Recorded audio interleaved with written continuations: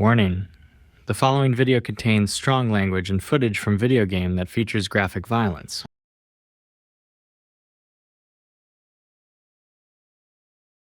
My friends called me an overachiever. Okay, friend is a strong word to describe them. I should say classmates. I never had a real connection with anyone at school. I guess that's why when the invasion started, I left everyone at school even before everyone else realized what was happening. Not my fault that they were too busy with whatever the hell they were doing and failed to notice the signs. I never knew all those times I spent training for scholarship finally paid off.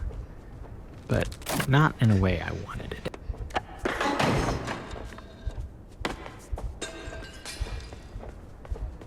The safest way to travel is through buildings or on top of rooftops because the outside, on the ground level, all of them belong to them.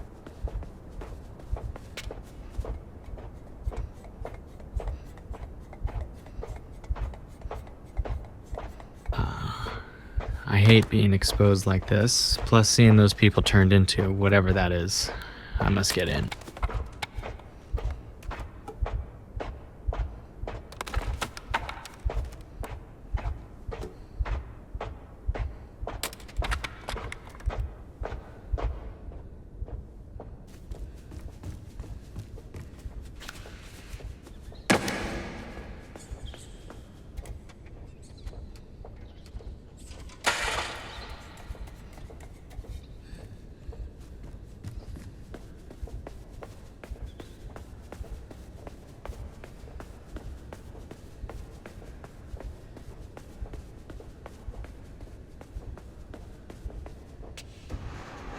When activated, these robots shoot tasers to immobilize people. They are accurate, but their vision is limited to light. The only reason I knew that is because I was one of the few that escaped when these things were deployed in my city.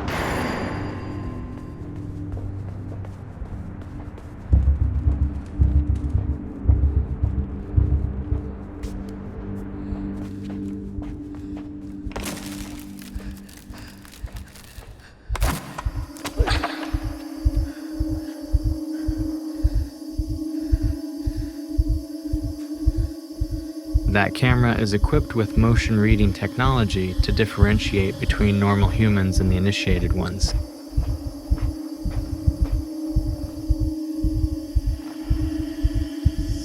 It made me wonder, how long have they planned this? Who were involved in the initial plan? I remember learning about different methods of invasions in my history class. The most effective and long-lasting method of conquering a country was not invasion by brute force. Overwhelming the opposition with military might can bring a country to its knees fast, but it will not last. Chaos and destruction will follow, led by revolutionaries and militants fighting to take back their country. No, the most effective and long-lasting method of invasion is to divide and conquer. Turning citizens against each other by initiating smaller group into the fold, this will destroy the country's defense from inside out, making it easier to take over with minimal effort and destruction. And with the seed of hate and distrust planted among the citizens, the occupation will last for many years to come. Order and oppression will be carried out by none other than those citizens who assimilated in the ways of the invaders.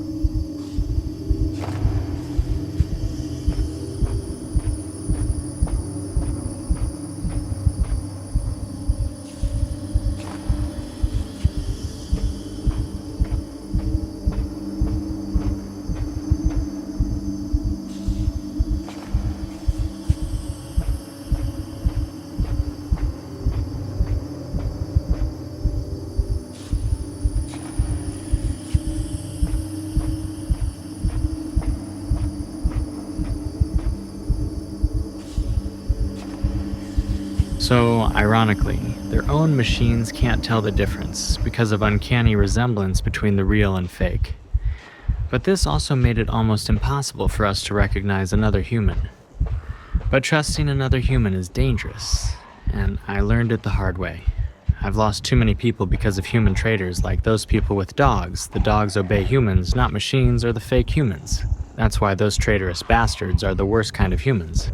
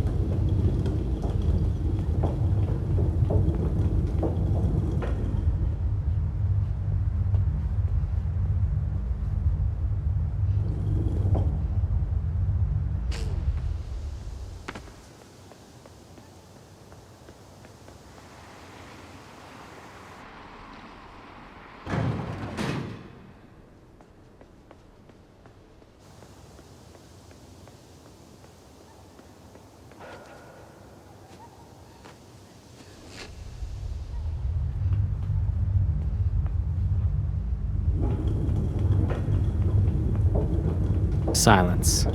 I used to associate it with peace, but now it's a tool to survive. I have to be both silent and aware with every step I take. But the deafening silence can be as torturous as anticipating danger.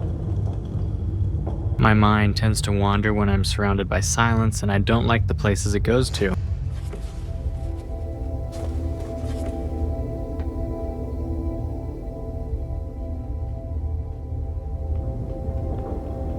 What about these human puppets I control?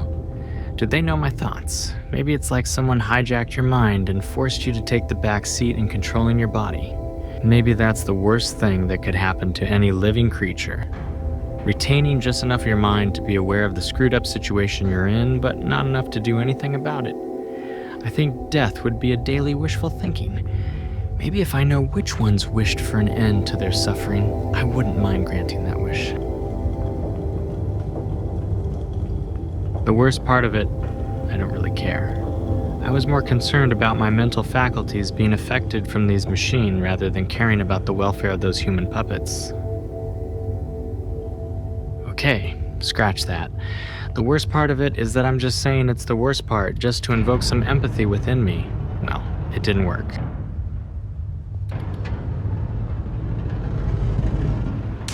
I used to have thalassophobia when I was a kid. I never knew I had it until I went on a cruise with my family. It's a fear of large bodies of water.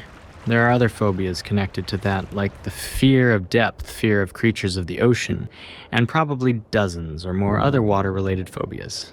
I think for me it was the feeling of powerless and inconsequential while being swallowed by darkness that scared me the most. So, how did I manage to cure my phobia? Well, this is going to sound really ridiculous, but I think it was a more intense phobia that canceled out my weaker phobia. Anticophobia. That didn't even sound like a real thing, but it's a fear of failure.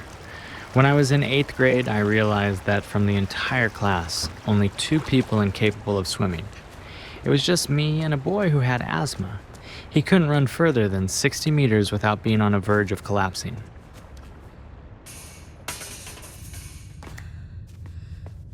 I never felt pity for the boy, simply because those were the cards he was dealt with, and those were the only cards he could play with. The boy did not know how to swim because he wasn't allowed for obvious safety reasons. However, the boy never skipped physical ed. Even when he never passed the 60-meter mark, and always the last one to leave the track, that did not stop him from doing it every goddamn time. I started to doubt my own fears. The boy was not afraid of water. He wasn't even afraid of collapsing while he was running. Everybody was so used to him running that people stopped worrying about him. Because he had no fear, he defeated his own weakness, and there is no pity or worrying for people who accomplish such thing. There was no better outcome for him. Unlike me, sitting on the sidelines, constantly being defeated by my weakness, my fear. I felt like the only loser in the entire school. They must have pitied me more than the boy with asthma. That's when I started sneaking into the school's swimming pool. It was a boarding school, so the swimming pool wasn't far from the dormitory. I would sneak in at night and just sat at the shallowest corner of the pool. Just me and the calm, dark water slowly dancing around my neck as I venture closer to the deep end, and as soon as my toe unable to touch the floor, I dog paddle back to the corner in a panicky way. Then once I'm at the shallow end, I calmed myself down by controlling my breathing, holding my breath and releasing it slowly until panic slowly dissipated. Once the noise and screams in my mind was gone, I could start to hear drops of water. The sound of dripping water no longer represent threat. I never realized how fear can warp any sensations into whatever we want them to be. This continued for months, and each night I grew more accustomed to the sight of dark water and the gurgling sound of water that echoed throughout the indoor pool. That sound used to make my heart beat so fast. I used to imagine that's the sound I'll make while I'm drowning. Until one day, the fear was gone like it was never there in the first place. With the absence of fear, I trained myself tirelessly in swimming as well as track and field, and I excelled at all of them. I discovered something about myself during those years of training. I stopped comparing myself to my classmates, because they were all just no more than blurred memories or images in my mind. The only clear focus was my goal to leave all that schooling life behind and get to the real world as soon as I can. But the real world didn't wait for me. Instead, it went after me, and now I'm the one running away.